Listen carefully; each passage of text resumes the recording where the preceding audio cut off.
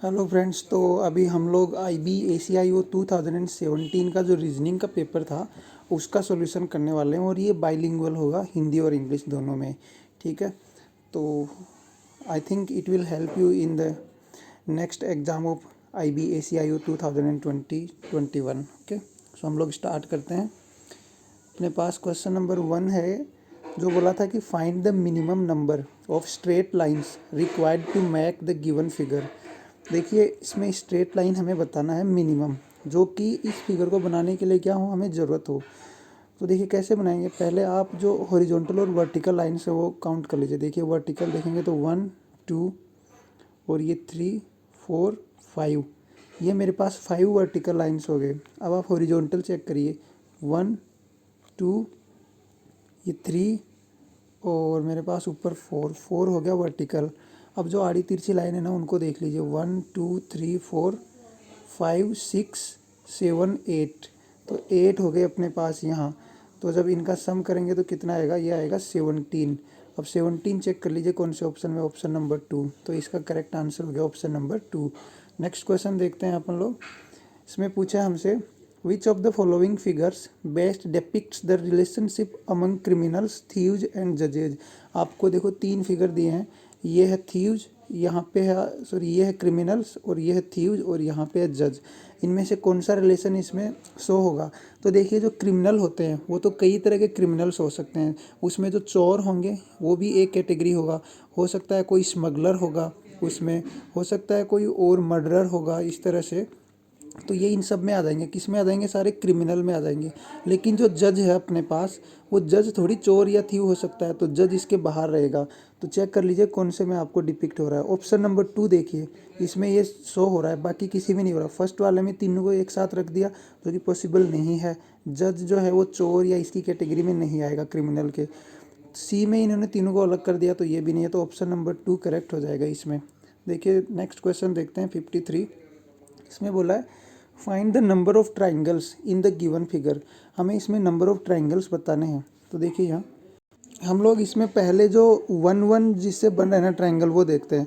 तो देखिए 1 वाला 1, ये 2 हो गया यहाँ, ये 3 और 4, और इसी तरह यहाँ 5, ये 6 और ये 7 और यहाँ 8। जो छोटे वाले ट्राइंगल हैं सबसे, वो 8 हो गए। प्लस करिए, अब देखो डबल डबल से बनने वाले देखो। देखिए यहाँ से देखिए ये 1, और इसी तरह अपने पास यहाँ ये हो गया 2, ये 2 से बनने वाला था। इसी तरह देखिए ये वाला पूरा 2 से बनने वाला 3, और ये हो गया 4। इसी तरह नीचे हो जाएगा ये 5, और यहाँ हो गया 6। तो 2 से बनने वाले भी 6 हो गए। अब देखिए इसको तो थोड़ा क्लियर कर देते हैं अपन, और 3 से बनने वाले देखते हैं। अगर इसमें हम 3 से बनने वाले देखें तो वो तो मुझे नहीं दिख रहा है 3 से बनने वाला, लेकिन ऊपर देखिए ये हो गया पूरा। ये हमने काउंट किया था क्या? हाँ बिल्कुल, ये तो काउंट हो चुका है। तो अब बचा कौन सा अपने पास? हमारे पास बच गया है, देखो नीचे, हाँ ये बच गया एक, ये 2, ये 2 वाले ही हैं। यहाँ पे हो गया 3 और ये 4, तो 2 वाले 10 थे टोटल, 2 वाले 10 थे। अब इसको फिर यहाँ से मिटा देते हैं। आगे देखिए 3 वाले कहाँ हैं अपने पास, ये पूरा देखिए एक, ये 1 हो गया। इसी तरह यहाँ पे इसको अपन ने लिया था क्या? नहीं लिया था शायद इसको। ये हो गया अपने पास 2, और यहाँ हो गया ये 3, और ये हो गया 4, 4 अपने पास ये बन गए। अब जो रिमेनिंग है ना, अपन उनको काउंट कर लेते हैं। देखिए ये हो गया एक पूरा 1, इसी तरह यहाँ देखिए ये पूरा हो गया 2, ठीक है। और अब इसको देखिए पूरे को, अंदर वाले को 3, यहाँ हो जाएगा ये आपके पास पूरा 4, ये 5, और जो बच गया आपके पास यहाँ पे जो लास्ट है, ये जो लास्ट बच गया आपको दिख रहा है, ये हो गए 6। तो टोटल यहाँ ये 6 हो गए। तो इनको अगर ऐड करते हैं तो कितना आता है? 24। तो ऑप्शन नंबर सी इसका करेक्ट आंसर हो गया। नेक्स्ट क्वेश्चन देखिए। अब हमें 54 में क्या दिया है, which of the following 2 statements both of which can not be true but both can also be false, which are these 2 statements. इसमें ये बोल रहा है हमें कि इनमें से ऐसे कौन से 2 स्टेटमेंट हैं जो एक साथ सही नहीं हो सकते, लेकिन दोनों एक साथ गलत ज़रूर हो सकते हैं। मतलब एक सही है तो एक गलत हो सकता है, या फिर दोनों गलत हो सकते हैं, लेकिन दोनों सही नहीं होंगे। मतलब अगर ऐसी कंडीशन नहीं होगी ट्रू ट्रू, हो सकता है ट्रू फॉल्स हो जाए, या हो सकता है कि फॉल्स फॉल्स हो जाए, ये भी पॉसिबल है, लेकिन ये नहीं है। तो देखिए चेक करते हैं। All machines can make noise, option number 1, मतलब सॉरी ये अपना फर्स्ट स्टेटमेंट बोल रहा है all machines can make noise, तो सारी मशीन जो हैं शोर करती हैं। सम मशीन्स आर नॉइजी, मतलब कुछ मशीन्स नॉइज करती हैं, कुछ नहीं भी करती हैं। फिर बोल रहा है थर्ड वाला no machine makes noise, third बोल रहा है कि कोई मशीन नॉइज नहीं करती। पहला तो क्या बोल रहा था, सभी करती हैं, और थर्ड बोल रहा है कि कोई भी नहीं करती। फिर फोर्थ बोला सम मशीन्स आर नॉट नॉइजी, और फोर्थ बोल रहा है कि कुछ नॉइज करती हैं, कुछ नहीं करती। तो सेकंड और फोर्थ जो है ये तो दोनों एक साथ सही हो सकते हैं, कि मान लो कि इस तरह हो जाए, ये जहाँ ये जो इस जो कॉमन पार्ट है ये नॉइज करने वाला हो गया, ये नहीं करने वाला हो गया, हो सकता है ये भी कर रहा है, लेकिन ये कॉमन पार्ट नॉइज वाला हो गया, इसलिए सेकंड और फोर्थ तो नहीं है। ऑप्शन नंबर 1 और थर्ड देखो दोनों कॉन्ट्राडिक्ट कर रहे हैं। एक तो बोल रहा है कि सभी नॉइज करती हैं और दूसरा बोल रहा है सभी नॉइज नहीं करती हैं, तो दोनों में कुछ भी कॉमन नहीं आएगा और दोनों एक साथ नहीं हो सकती। तो ऑप्शन नंबर सी देखो, जिसमें ऑप्शन नंबर सी में फर्स्ट और थर्ड दिया है, तो यही करेक्ट हो जाएगा, क्योंकि दोनों एक साथ सही नहीं हो सकते, इसलिए ये कंडीशन फॉलो कर रहा है। नेक्स्ट क्वेश्चन देखते हैं। इसमें हमें दिया है insert arithmetical signs in the equation for it to be correct. हमें दिया 8 4 2 इज इक्वल टू 16। अब हमें इसमें देखो ऑप्शंस में दिया है कि प्लस और मल्टीप्लिकेशन माइनस प्लस, इस तरह कौन सा इसमें इंसर्ट करेंगे 16 आ जाए।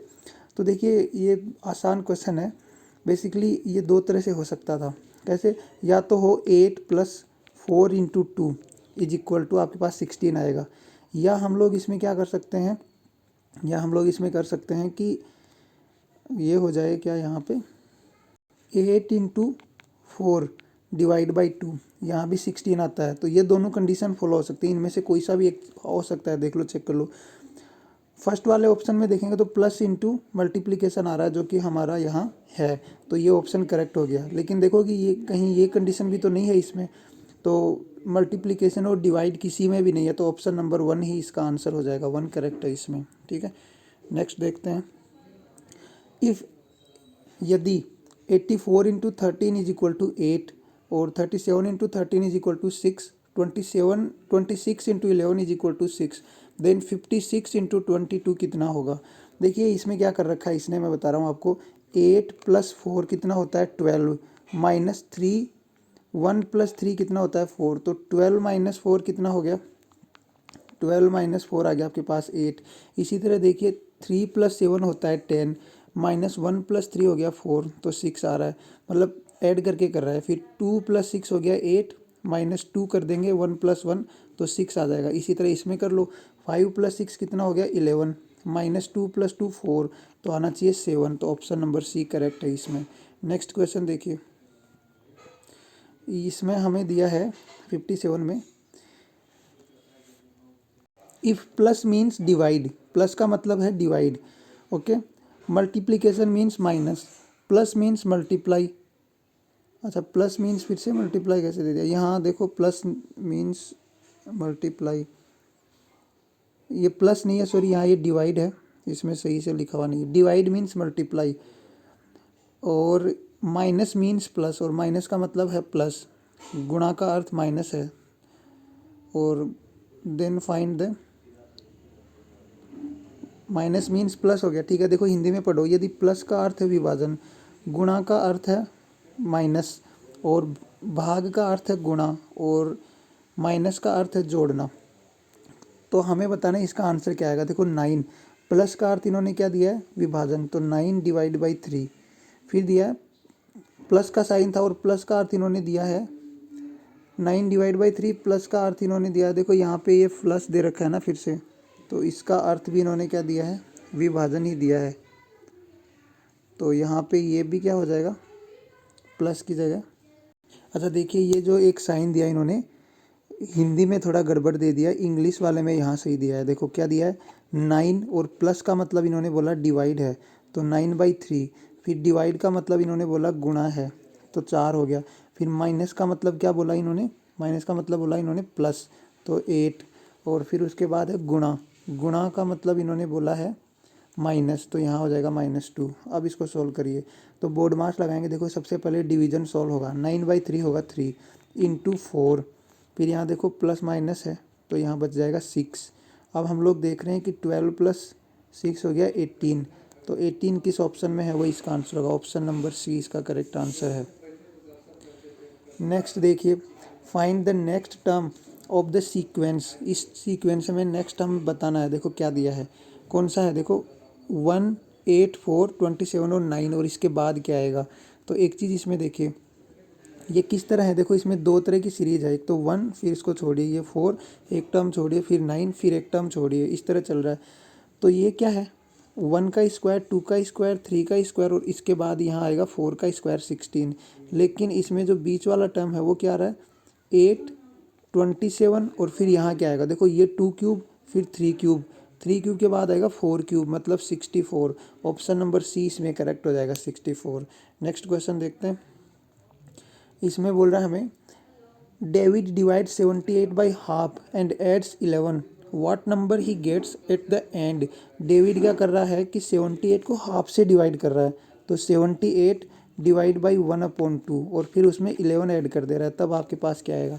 तो देखिए 78 जो डिवीजन के डिवीजन में है, मतलब डिनोमिनेटर के भी डिनोमिनेटर में है, वो ऊपर आ जाता है। तो 78 इंटू 2 प्लस 11, और यहाँ इसके नीचे 1 भी तो था, तो 1 से कुछ फर्क पड़ने वाला है नहीं। तो ये अपने पास बन गया 16, 1 कैरी किया, 156 प्लस 11, 156 प्लस 11 कितना हो गया, 167। 167 इसका आंसर है, कौन से ऑप्शन में देख लो, option number C correct option है। नेक्स्ट देखते हैं। इसमें हमें दिया है, in a knockout football competition 23 teams participated, what was the test number least number of the matches they needed to play to decide the winner. देखिए एक knockout match था, उसमें 23 टीमों ने भाग लिया, तो विजेता का निर्णय करने के लिए हमें कम से कम कितने मैच खिलवाने होंगे। 23 टीम थी ना, तो कम से कम पहले हमें इसके हाफ मैच तो खिलवाने होंगे। तो सबसे पहले हमें क्या करना होगा, देखो 11 मैच खिलवाया, फिर एक टीम अपने पास यहाँ बच चुकी है, आपने क्या किया 11 मैच खिलवाए। अब आपके पास 12 टीम आ गई, 12 टीम आ गई, 11 मैच खेल लिए, तब फिर 12 टीम को आप क्या खिलाओगे, 6 मैच खिलवाओगे। तो अब आपके पास 6 टीम फिर आउट हो गई, 6 बच गई। अब यहाँ ये 6 टीम आ गई, अब इन 6 टीम को क्या करना है आपको, एक दोनों मतलब दो दो टीम बना देंगे, तो कितने मैच खेल देंगे, तीन तीन मैच खेल जाएंगे, मतलब अब 3 टीम आपके पास अब बच चुकी है। अब इन 3 टीमों में क्या करना आपको, एक मैच आप यहाँ खिलवाओगे, एक मैच आपने खिलवाया, फिर बच कितनी की, देखो 3 टीम थी ना, 1, 2, 3, तो इनमें तो एक मैच खिलवा दिया, अभी एक टीम ये बच चुकी है, और इन दोनों में से कोई एक आएगी और यहाँ ये एक बचेगी, तो 2 टीम बची। अब उन दोनों में एक मैच और होगा आपके पास, यहाँ इतना होगा। तो देखिए टोटल इनका सम कितना हो जाएगा, 11 प्लस 6 हो गया आपके पास 17, 17 प्लस 3 हो गया 20, और 20 प्लस 2 कितना हो गया 22। तो ऑप्शन में चेक कर लो, 22 ऑप्शन नंबर सी में है, 22 मैच आपको खिलवाने होंगे। नेक्स्ट क्वेश्चन देखते हैं। At 5:30 in the evening the smaller angle between the hour and minute hands of a clock. शाम को 5:30 बजे घड़ी के घंटे और मिनट के कांटों के बीच का छोटा कोण क्या है। देखिए शाम के 5:30 बजेंगे, तो इस तरह जो मिनट वाला है वो तो बड़ा है ना, वो तो 6 पे होगा, यहाँ 6 होगा और यहाँ कहीं 5 होगा, और जो आवर वाला है वो इनके कहीं बीच में होगा, दोनों के बीच में आवर वाला थोड़ा छोटा होगा, सॉरी इसको यहाँ कर लीजिए, वो इनके बीच में होगा। अब ये छोटा एंगल है और ये क्या हो जाता है इसका बड़ा एंगल कंप्लीट, लेकिन हमें तो इनके बीच का छोटा एंगल चाहिए। तो आप एक बात बताइए, जो मिनट वाली सुई जो है वो कितना एंगल बनाती है अपने पास, अगर देखें 1 मिनट में कितना एंगल बनाती है, उसके लिए क्या करेंगे अपन, 360 एंगल बनता है उसका कितने मिनट में, 60 मिनट में। तो 1 मिनट में उसने 6 डिग्री एंगल बनाना है, ठीक है, मिनट वाली को। तो एक बार बताइए कि 30 मिनट हो जाएंगे ना, यहाँ 12 था, 12 से मिनट वाली सुई चल के यहाँ आएगी तो 30 मिनट कवर करेगी, तो 30 मिनट में वो कितना एंगल बनाएगी, 30 इंटू सिक्स बनाएगी, या आप इसको 5 मिनट के हिसाब से भी कर सकते थे, चलिए यही कर लीजिए। तो ये कितना हो जाएगा 180 डिग्री, 180 डिग्री हो गया। अब जो आवर वाला सुइया है वो बताइए मुझे, आवर वाला जो सुइया है वो क्या कर रहा है, अपने पास 1 आवर में वो कितना बनाता है, 1 आवर में वो बनाता है, देखिए कैसे निकालेंगे, 360 डिवाइड बाई 12, क्योंकि 12 आवर में वो 360 बनाता है, तो 1 आवर में वो 30 डिग्री एंगल बनाएगा। 1 आवर में 30 डिग्री एंगल बनाएगा, तो अपने पास कितने आवर हो चुके हैं, देखो 5 आवर तो कंप्लीट हो गए, जब 12 से यहाँ से स्टार्ट हुआ था तो यहाँ 5 तो कंप्लीट हो गए, फिर अपने पास यहाँ हाफ आवर मतलब 5:30 बज रहे हैं, तो हाफ यहाँ हो गया, तो टोटल एंगल उसको कितना बनाना है, 5 प्लस 1/2 मतलब हो गया 11/2। तो 11/2 इंटू 30 डिग्री जो बना रहा था वो तो 1 आवर में बना रहा था ना, तो 30। अब इनको अगर मल्टीप्लाई करेंगे अपन तो 15 इंटू 11 कितना हो जाएगा, ये आएगा अपने पास 165 डिग्री बनाएगा। अब इन दोनों में डिफरेंस निकाल लो, वो तो 180 बना रहा था और ये बना रहा है 165। कैसे बने हैं ये देखो, यहाँ पे इसको थोड़ा मैं एक बार यहाँ बना के दिखाऊं तो ये एंगल तो जो है मिनट वाला, तो यहाँ से अगर स्टार्ट किया था तो ये तो बन रहा था 180, लेकिन जो आवर वाला है जैसे कहीं बीच में था ना, ये बन रहा अपने पास 165। तो जो इनके बीच का एंगल आया ये, यही तो हमें चाहिए, तो ये इन दोनों का डिफरेंस ही तो होगा। ये कितना आ जाएगा 15 डिग्री। आप इसको है ना 30 मिनट और इसके लिए ना निकाल के ये 5 मिनट का ये भी इन दोनों के बीच का भी निकाल सकते थे आप, ठीक है, तो वैसे भी हो जाता। तो ऑप्शन नंबर सी करेक्ट हो जाएगा इसमें। नेक्स्ट देखिए, इसमें क्या बोल रहा है हमें, फिल इन द ब्लैंक्स, हमें इनमें फिल करना है। तो देखो कैसे करेंगे, इसमें एक आइडिया लगा सकते हैं अपन लोग। देखिए लास्ट में BAC है, बीच में भी कहीं BAC है, और यहाँ देखिए अगर स्टार्टिंग में देखें तो BA फिर ब्लैंक है, फिर BA फिर ब्लैंक है, फिर BA और C है उसके आगे, फिर ब्लैंक आ रहा है, फिर AC आ रहा है, और फिर B आ रहा है, फिर ब्लैंक आ रहा है, फिर C आ रहा है। तो अगर मैं क्लियरली देखूँ तो जो अपने पास पैटर्न इस तरह से बन रहा है, BA फिर ब्लैंक, BA फिर ब्लैंक, फिर BA। अगर यहाँ भी ब्लैंक होता तो इस ब्लैंक में क्या आएगा, C जो दे रखा है अपन लोगों को, फिर उन्होंने ब्लैंक यहाँ दिया है, तो इसका मतलब ये बात है कि यहाँ पे B आना चाहिए फिर से, क्योंकि देखो रिपीटेशन 3 के बाद हो रहा है, ये 3 है, इसके बाद रिपीटेशन है, तो यहाँ C होगा, फिर यहाँ भी C होगा, BAC फिर BAC। तो देखिए किस में C, पहले में C होना चाहिए, फिर C होना चाहिए, फिर B होना चाहिए, और लास्ट वाले में इन्होंने A होना चाहिए। तो CCBA ऑप्शन नंबर C में दे रखा है। नेक्स्ट क्वेश्चन देखिए, angles of a given triangle are in the ratio 2:3:4, what kind of triangle is the given triangle. देखिए एक ट्राइंगल के जो एंगल्स हैं वो हमें दिए हैं 2:3:4, तो इसको अपन 2x बोल दें, ये एंगल है 3x और ये एंगल है 4x, तो इन तीनों का सम कितना होगा, 2x plus 3x plus 4x, इनका सम होगा 180 डिग्री, और ये टोटल हो रहे हैं 9x इज इक्वल टू 180, तो x is equal to 20 degree. x का वैल्यू 20 डिग्री आ गया, तो एंगल्स कितने हो जाएंगे, 2x का मतलब हो गया 40, 3x का मतलब हो गया 60, और 4x का मतलब हो गया 80। अब इन तीनों में ऑप्शन देख लिए, राइट एंगल नहीं, बिल्कुल नहीं, कोई भी इनमें से एंगल 90 डिग्री नहीं है। बी बोल रहा है ऑब्ट्यूज एंगल, ऑब्ट्यूज कब होता है, जब 90 से अबोव आता, तो वो भी नहीं है। सी बोल रहा है आइसोसेलस, आइसोसेलस मतलब कोई भी दो एंगल इक्वल आने चाहिए थे, वो भी नहीं है। अब लास्ट देखिए अक्यूट एंगल, बिल्कुल सही बात है, क्योंकि ये सब 90 से छोटे हमें दिख रहे हैं, इसका मतलब ऑप्शन डी करेक्ट है, अक्यूट एंगल ट्राइंगल है। नेक्स्ट देखते हैं, इसमें हमें दिया है कि the houses of A and B face each other on a road going north south. Okay, A being on the western side, A comes out of his house, turns left, travels 5 kilometer, turns right, travels 5 kilometer to the front of D's house. B does exactly the same and reaches the front of C's house.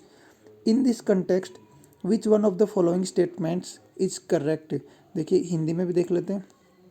ए और B के घर उत्तर दक्षिण की ओर जाती हुई एक सड़क, उत्तर दक्षिण की ओर ये मान लेते हैं अपन, ऊपर की तरफ नॉर्थ मान रहे हैं, तो इस तरफ जाती हुई एक सड़क पर एक दूसरे के आमने सामने स्थित हैं, ठीक है।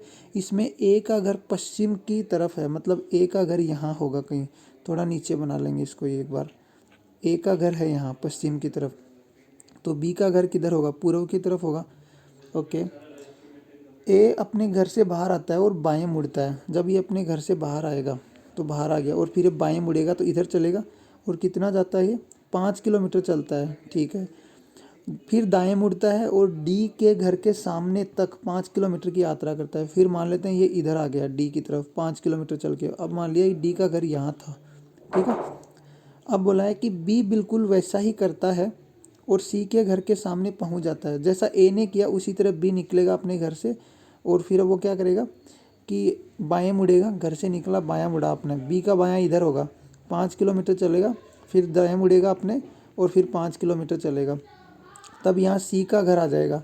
अब इन्होंने पूछा है कि इस संदर्भ में निम्न में से कौन सा कथन सत्य है। पहला बोला है C and D live on the same street, बिल्कुल गलत है, क्योंकि सी और डी तो अपोजिट आ गए ना, दोनों रोड के एक दूसरी उल्टी तरफ हैं। सीज हाउस फेसेज साउथ, सी का हाउस जो है वो साउथ की तरफ फेस कर रहा है, नहीं, सी तो पूर्व की तरफ फेस कर रहा है, ईस्ट की तरफ फेस कर रहा है ना। Houses of C and D are less than 20 kilometre apart, इसको चेक कर सकते हैं अपन। सी और डी के हाउस क्या 20 किलोमीटर से कम की डिस्टेंस पर हैं। देखिए यहाँ अपने पास सी है, यहाँ डी है। सी और जैसे ये कोई पॉइंट था, इसके बीच की डिस्टेंस है 5, और इस पॉइंट और डी के बीच की डिस्टेंस कितनी है, देखो 5 5 हो गया 10। तो जब ये अपने पास एक राइट एंगल ट्राइंगल हो गया तो सी डी क्या निकलेगा, √5 स्क्वायर प्लस 10 स्क्वायर, ये निकलेगा। और ये कितना हो रहा है, अराउंड अपने पास 125 आ रहा है। तो 125 क्या होगा, ये तो 20 नहीं बनेगा, इसमें तो 5√5 बनने वाला है। इसका मतलब सी ऑप्शन बिल्कुल सही है। इनकी जो घर की डिस्टेंस है सी और डी की वो 20 किलोमीटर से तो कम ही है, तो ऑप्शन सी करेक्ट हो जाएगा इसमें। नेक्स्ट क्वेश्चन देख लेते हैं।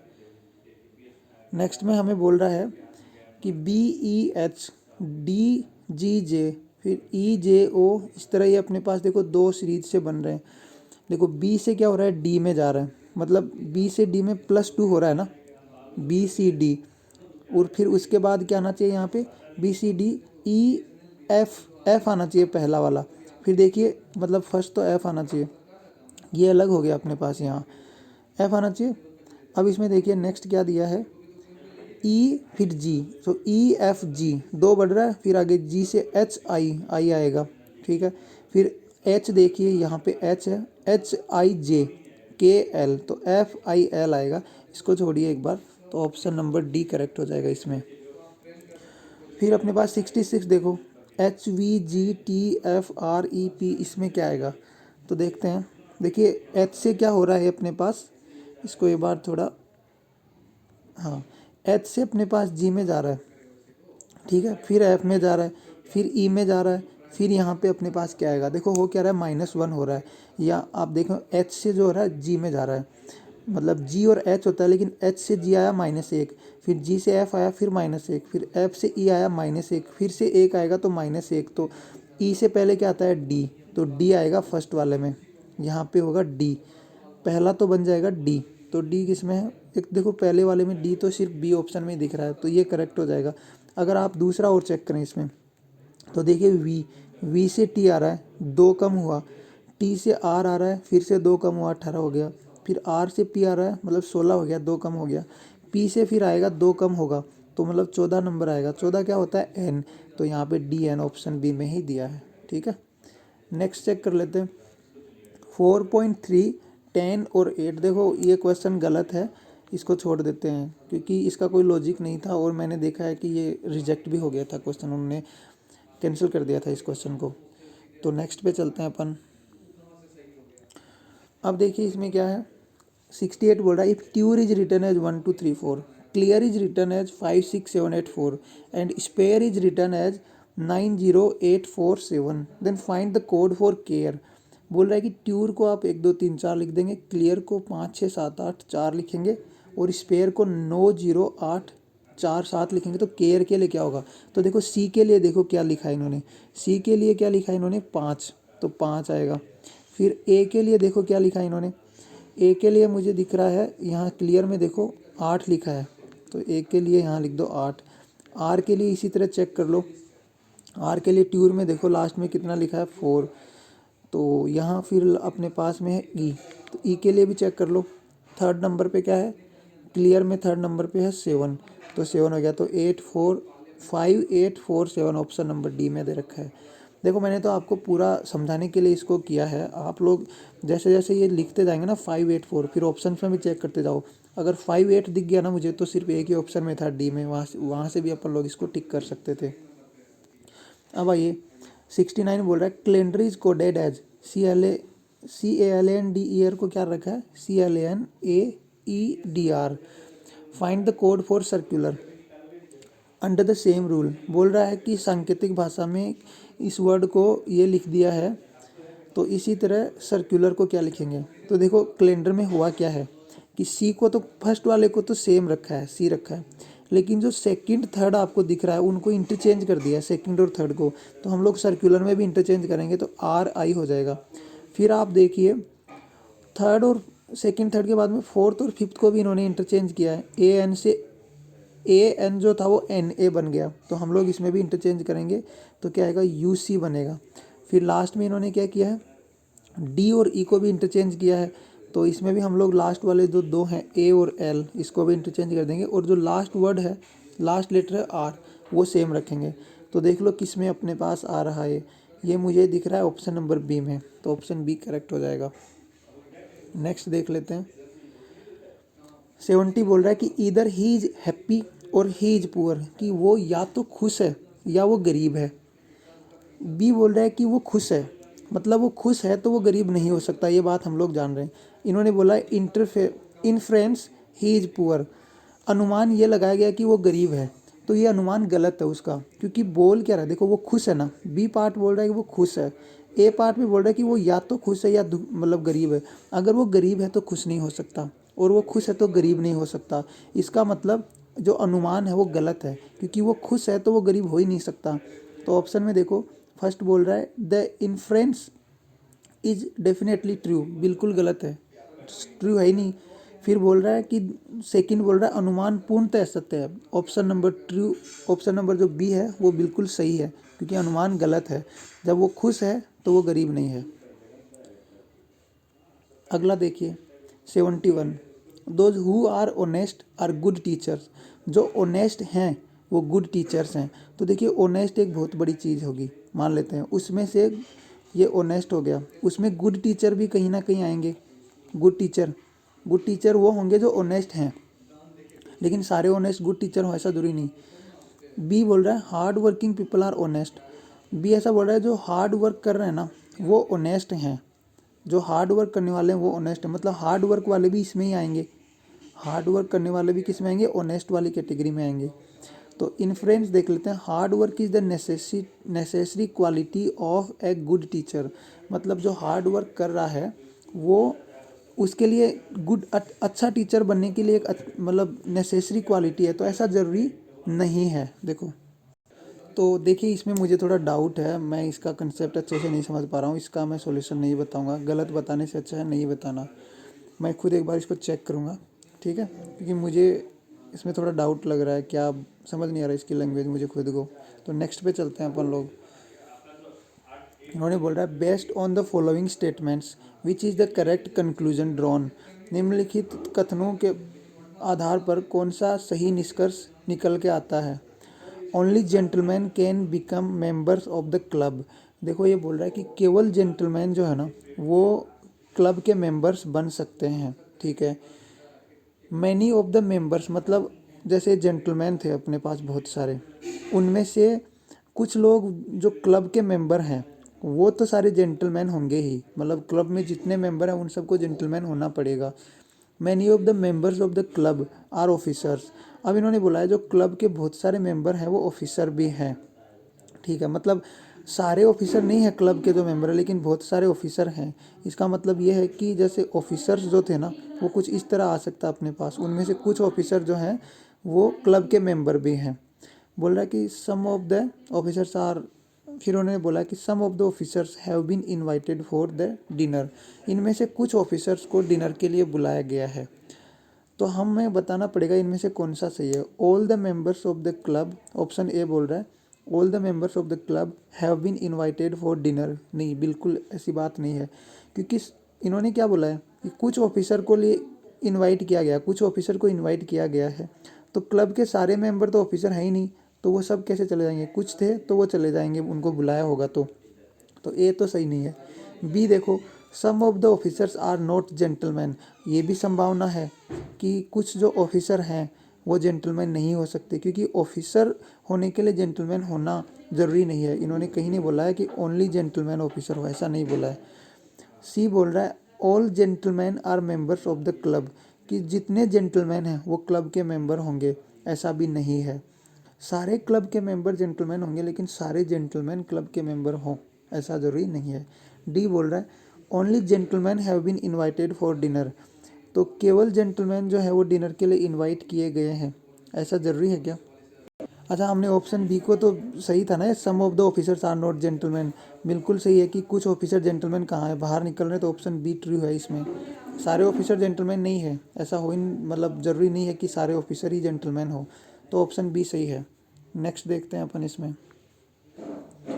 इसमें बोल रहा है कि in a family there are husband wife 2 sons and 2 daughters, all the ladies were invited to a dinner, both sons went out to play, husband did not return from office, who was at home. देखिए, एक family में एक husband है, एक wife है और 2 इनके सन हैं, ठीक है, और 2 इनकी डॉटर्स हैं। अब इन्होंने बोला है कि सारी लेडीज़ जो है ना वो इनवाइट की गई हैं डिनर के लिए। तो लेडीज़ जो हैं कौन कौन सी हैं? वाइफ हो गई और आपके पास 2 डॉटर हो गई, ये डिनर के लिए इनवाइटेड हैं। अब फिर उन्होंने बोला both sons went out to play, और जो दोनों बेटे हैं वो बाहर खेलने गए हैं। Husband did not return from office, husband जो है वो घर नहीं आए ऑफिस से। तो हु वाज एट होम, घर पे कौन है? कोई नहीं है, सब तो बाहर हैं। जो महिलाएं हैं वो डिनर में गई हैं, दोनों बेटे खेलने गए हैं, पति जो है उसका ऑफिस है। तो nobody was at home, option number D. Next देखते हैं। If A is the son of Q, A is son of Q, तो ए को आप लगा दीजिए सन, किसका? क्यू का। क्यू एंड वाई और सिस्टर्स, क्यू और वाई क्या है? सिस्टर्स हैं, यहाँ सिस्टर होगी क्यू एंड वाई। फिर बोल रहा है Z is mother of Y, Z क्या है? वाई की मदर है, तो आप यहाँ से जेड डालिए, जेड, और ये क्या है? वाई की मदर बना दिया इन्होंने, ठीक है। P is son of Z, और पी जो है वो जेड का सन है, ये पी है और ये जेड का है सन। अब इन्होंने पूछा है then which of the following statements are correct, तो इनमें से कौन सा सही है?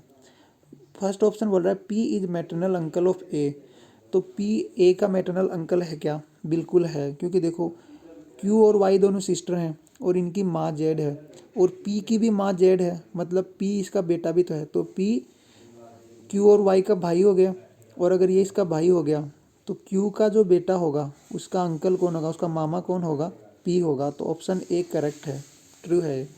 नेक्स्ट क्वेश्चन देखते हैं हम। इसमें बोल रहा है there are 5 books A B C D and E placed on a table, if A is placed below E, अगर ए को ई के नीचे रखा है तो देखो ई ऊपर होगा, ए नीचे होगा। सी इज प्लेस्ड अबाउट डी, सी को डी से ऊपर रखा है तो सी यहाँ हो जाएगा, डी नीचे हो जाएगा। B is placed below A, and तो बी को क्या रखा है? ए के नीचे रखा है, तो बी यहाँ हो गया और ए यहाँ आ जाएगा। B is placed below A and D is placed above E, और जो डी है उसको ई के ऊपर रख दिया गया है। तो अब इसमें एक चीज़ बताइए हमें कि then which of the following books touches the surface of the ground table, मतलब सबसे नीचे कौन सा है? तो देखो इनको जचा देते हैं। हमें क्या दिया है कि ए से ऊपर ई है, तो यहाँ रख दीजिए ए, इसके ऊपर ई, और ए के नीचे है बी, और इन्होंने बोला ई के ऊपर है डी, और डी के ऊपर सी दिया था, तो सबसे नीचे कौन हो गया? बी हो गया। ऑप्शन नंबर 2 इसमें करेक्ट हो गया, ठीक है। तो ये अपना एंड है इस वीडियो का, ये 25 क्वेश्चंस थे। आई होप आपको पसंद आया होगा, अगर पसंद आया है तो लाइक करिए, सब्सक्राइब करिए और अपने दोस्तों को बोलिए